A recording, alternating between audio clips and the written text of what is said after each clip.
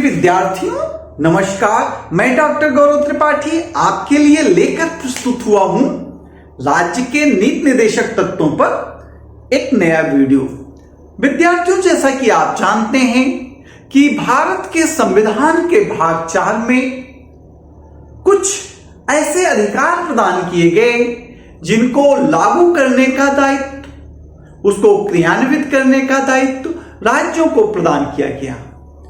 प्रिय विद्यार्थियों, जैसा कि आप नाम से देख रहे हैं, राज्य के नीति निर्देशक तत्व ये संविधान के भाग 4 और अनुच्छेद 36 से 51 के मध्य वर्णित हैं। किस अनुच्छेद से किस अनुच्छेद? 36 से 51 के मध्य। और इसके अंतर्गत वर्णित सिद्धांत ये माने गए कि राज्य के मार्गदर्शी सिद्धांत हैं, इनका क्रियान्वयन राज्य को करना है। तो पहला प्रश्न उठा कि राज्य क्या है? नीति निर्देशक तत्वों के संदर्भ में राज्य किसे माना जाए, है ना प्रश्न। तो संविधान के विशेषज्ञों ने, संविधान सभा ने अनुच्छेद 36 में, इसमें आर्टिकल 36 में कहा कि राज्य क्या है, हम उसको स्पष्ट कर देते हैं।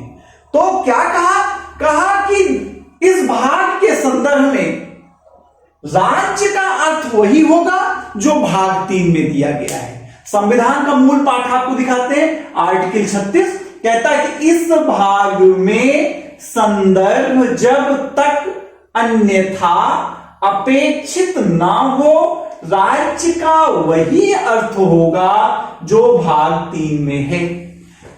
विद्यार्थियों, आप जान रहे हैं, यह कह रहा है कि अनुच्छेद नीति निर्देशक सिद्धांत के लिए राज्य का मतलब वही है जो मौलिक अधिकारों के संदर्भ में राज्य का मतलब है। अर्थात अनुच्छेद मौलिक अधिकारों के अनुच्छेद 12 में राज्य को परिभाषित किया गया है। क्या परिभाषित किया गया कि राज्य में कहता है कि इस 12 में भी कहता है कि इस भाग के संदर्भ में जब तक अन्यथा अपेक्षित ना हो, राज्य में भारत की सरकार और संसद, राज्य की सरकार और विधानमंडल, भारत के भूभाग में स्थित और भारत सरकार के नियंत्रण में स्थित स्थानीय प्राधिकारी और अन्य प्राधिकारी शामिल होंगे। मतलब राज्य के नीति निर्देशक तत्वों के संदर्भ में राज्य का मतलब हुआ भारत सरकार, भारत या राज्यों की सरकार, राज्य की सरकार। एक बात, लोकसभा राज्य है, राज्यसभा, विधानसभा, विधान परिषद, नगर निकाय और सरकार से पंजीकृत संस्थाएं, ये क्या आएंगी? राज्य मानी जाएंगी। अर्थात भारत की सरकार, कार्यपालिका, व्यवस्थापिका और स्थानीय निकाय जैसे जिला पंचायत, नगर निगम आदि। जब इसकी चर्चा हो रही थी संविधान सभा में, तो संविधान सभा के मसौदा समिति के समक्ष जब इसका ड्राफ्ट सबसे पहली बार आया था, तो इसका नाम राज्य के नीति निर्देशक तत्व नहीं था। पहले ड्राफ्ट में राज्य के नीति निर्देशक तत्व इसका नाम नहीं था, इसका नाम था शासन के मूलभूत सिद्धांत। क्या नाम था नीति निर्देशक तत्व का? शासन का मूलभूत सिद्धांत शुरू में। लेकिन बाद में संविधान सभा के सामने जब दोबारा आया ये, तो इसका नाम हो गया राज्य के नीति निर्देशक तत्व। तो एक सदस्य उठे और उन्होंने कहा इसका नाम निदेशक शब्द आप जो रखे हैं, इसको निदेशक शब्द हटा करके मूलभूत शब्द रखिए। आपने निदेशक शब्द क्यों रख दिया? पहले भी इसका नाम शासन के मूलभूत सिद्धांत था।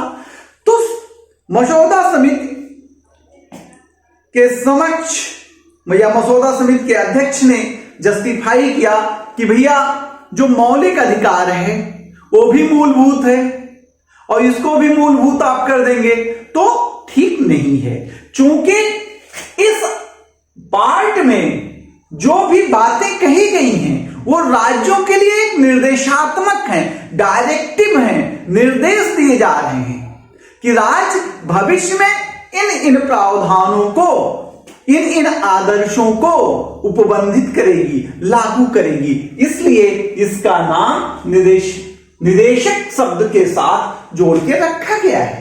कुल मिलाकर के इस प्रकार से अनुच्छेद 36 में राज्य की परिभाषा दी गई और अनुच्छेद 36 के राज्य को समझने के लिए हमें मौलिक अधिकारों के भाग 3 के अनुच्छेद 12 में जो राज्य की परिभाषा दी गई है उसको समझना पड़ा।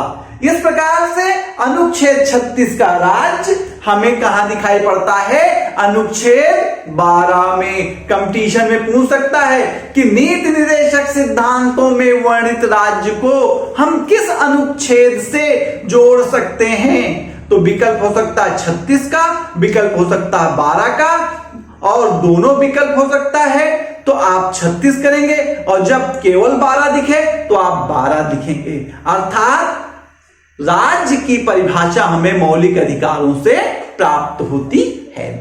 धन्यवाद।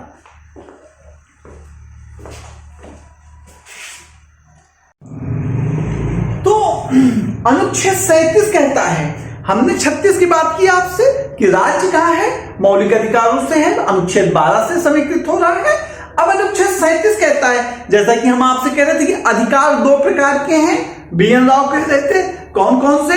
एक वाद योग्य, एक गैर वाद योग्य। जो गैर वाद योग्य अधिकार हैं वो नीति निदेशक तत्व में रखे गए। इस बात की पुष्टि कहां से हो रही है? अनुच्छेद 37 से हो रही है। कहां से हो रही है? अनुच्छेद 37 से हो रही है। क्या कह रहा है अनुच्छेद 37? इस भाग में निहित सिद्धांतों का अनुप्रयोग, यानी भाग 4। इस भाग का मतलब भाग 4। भाग 4 में क्या है? राज्य का नीति निदेशक सिद्धांत है, राज्य का नीति निदेशक तत्व है। इस भाग के क्या?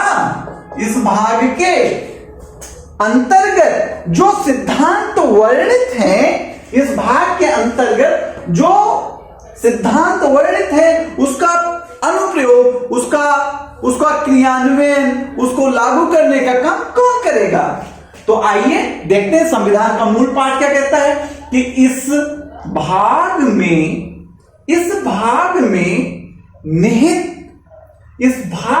निहित प्रावधान किसी भी न्यायालय द्वारा लागू नहीं किए जा सकेंगे। देखिए आर्टिकल 37 कहता है कि नीति निर्देशक सिद्धांत गैरवाद योग्य अधिकार हैं। कैसे अधिकार हैं? गैरवाद योग्य, अर्थात न्यायालय इनको लागू नहीं करा सकता।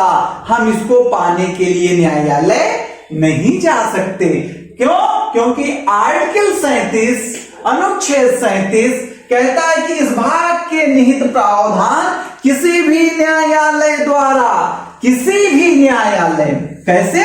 किसी भी न्यायालय, चाहे छोटी अदालत हो, जनपदीय अदालत हो, सत्र की अदालत हो, चाहे हाई कोर्ट हो, चाहे सुप्रीम कोर्ट हो, द्वारा लागू नहीं किया। इसके प्रावधान उच्च न्यायालय, उच्चतम न्यायालय, सर्वोच्च न्यायालय, जनपदीय न्यायालय द्वारा लागू नहीं किए जा सकेंगे, जबकि मौलिक अधिकारों में न्यायालय द्वारा लागू किए जा सकेंगे। लेकिन कहता परंतु इसमें निर्धारित सिद्धांत, किसमें? भाग 4 में राज्य के नीति निर्देशक तत्वों में जो सिद्धांत बताए गए हैं, जो बातें बताई गई हैं, परंतु इसमें निर्धारित सिद्धांत देश के शासन में, देश को चलाने में मौलिक हैं, अर्थात आधारभूत हैं। अर्थात राज्य को चलाने के लिए, शासन व्यवस्था करने के लिए, नियमों को बनाने के लिए जो नीति निर्देशक तत्वों में बातें कही गई हैं वो क्या है, आधारभूत हैं, वो बहुत जरूरी बातें हैं, उनको क्या करेगा, राज्य का कर्तव्य होगा। राज्य मतलब कौन, राज्य का मतलब भारत की सरकार, संसद, राज्य की सरकार, विधानमंडल, विधानसभा, विधान परिषद, नगर निगम, नगर निकाय, इनका कर्तव्य होगा कि वो कानून बनाते समय इन सिद्धांतों को लागू करें। अर्थात राज्य क्या करेगा, राज्य ही नीति निर्देशक तत्वों को लागू करेगा। और राज्य कौन है, आर्टिकल 36 में हमने बताया कि राज्य वो है जो भाग 3 अनुच्छेद 12 मौलिक अधिकारों के संदर्भ में राज्य है। इस प्रकार से इस अनुच्छेद ने क्या किया, संस्थागत श्रम विभाजन को जन्म दिया। किसका जन्म दिया, संस्थागत श्रम विभाजन को जन्म दिया। अर्थात कौन सी संस्था कौन सा काम करेगी, अनुच्छेद 37 ने इसको तय कर दिया। आपसे प्रश्न पूछा जा सकता है कि संस्थागत श्रम विभाजन से क्या समझते हैं, और नीति निर्देशक तत्वों के संदर्भ में इसकी चर्चा कीजिए। तो आपको लिखना है कि संस्थागत श्रम विभाजन का तात्पर्य है सरकार के तीनों अंगों के निर्धारित कर्तव्य, अर्थात कार्यपालिका का कार्यों कानूनों का क्रियान्वयन, व्यवस्थापिका का कार्य कानूनों का निर्माण, और न्यायपालिका का कर्तव्य कि संबंधित विवादों का निपटारा या न्याय का सुनिश्चयन है। और अनुच्छेद 37 के माध्यम से स्पष्ट संस्थागत श्रम विभाजन किया गया है, जिसमें न्यायपालिका को यह बता दिया गया है कि आप नीति निर्देशक सिद्धांतों को लागू करने का कार्य नहीं करेंगे, यह कार्य राज्य करेगा। और राज्य का तात्पर्य है यहां पर भारत की सरकार और संसद, राज्य की सरकार और विधानमंडल और स्थानीय निकाय एवं अन्य प्राधिकार। Thank you. हमारे YouTube channel learn with DRGT को लाइक, सब्सक्राइब और शेयर करते रहिए। आपको हम पुनः एक नए वीडियो के साथ मिलते हैं। धन्यवाद, धन्यवाद, धन्यवाद।